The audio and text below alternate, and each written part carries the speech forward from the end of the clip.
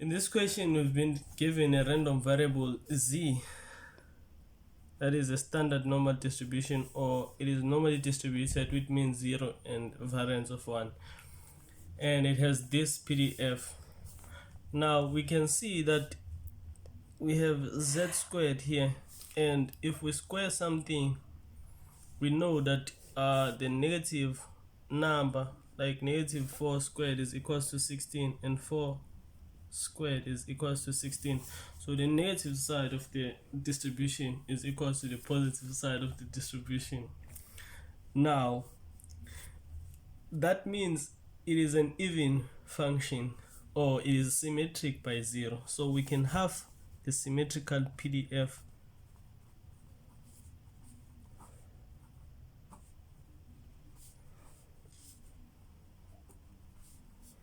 Now if we have the symmetrical PDF, the bounds change from 0 being less than z less than infinity, or just simply z is greater than 0.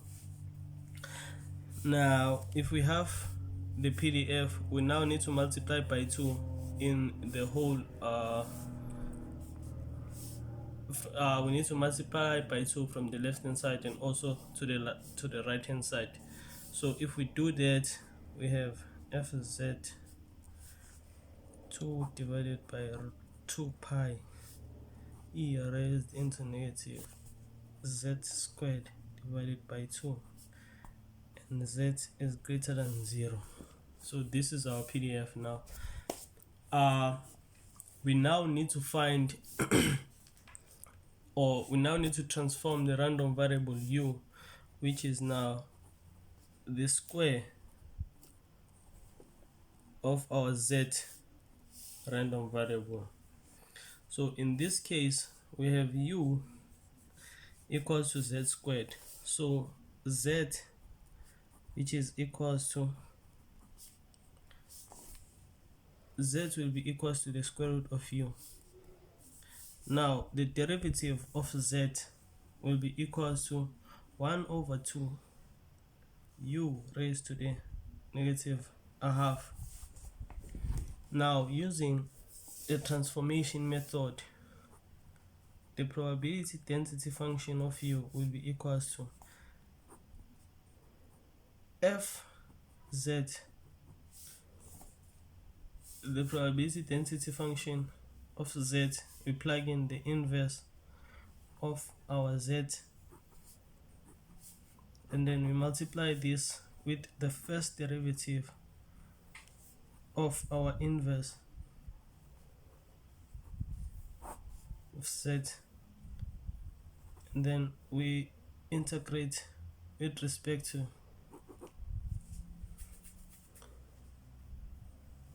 u. Now we don't integrate, we derive with respect to u. Sorry for that mistake. So now instead of z in this probability density function, we are going to plug in the inverse of z, which is the square root of u. So we have 2 divided by root 2 pi e raised into negative square root of u squared divided by 2, and then multiplied by the absolute value of the first derivative of the inverse of z. So the absolute value of this term is itself. So we'll have this 1 over 2 multiplied by this whole term. So we have 1 over 2 multiplied by 2 root 2 pi. So this term cancels with that, and then we have u raised into negative 1 over 2 e raised into the exponent u squared. No, it won't be u squared, it will be just u, because if we square a square root, we remove the square root and then divided by 2.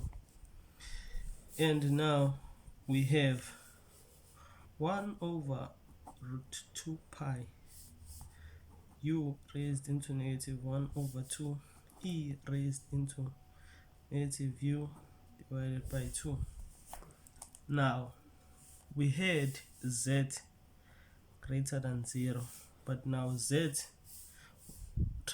transforming u from z, we have z in this case, u in terms of z is equals to the square root of u being greater than 0, and then now if you square both sides, we'll have u also being greater than 0.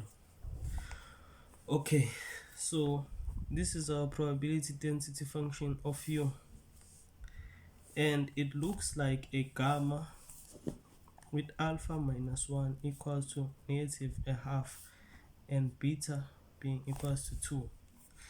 So alpha will be equals to 1 minus a half.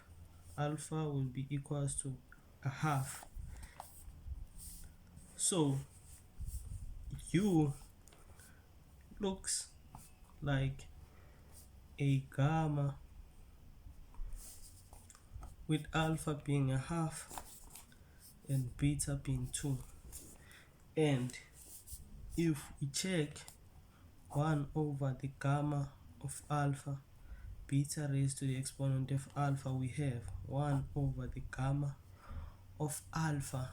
Our alpha is a half, and then beta in this case is 2 raised into 1 over 2. This will be equals to a gamma of a half, that will be root pi multiplied by 2 raised into the exponent of a half, that will be root 2. This is the same as 1 over 2 root pi, and this term is the same as this term.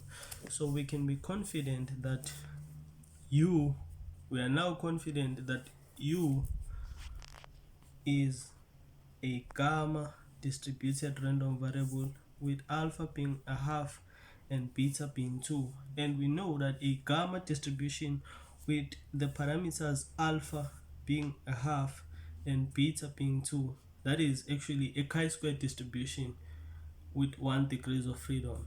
And therefore we can conclude that u is actually a chi-squared distribution with 1 degrees of freedom. Thank you.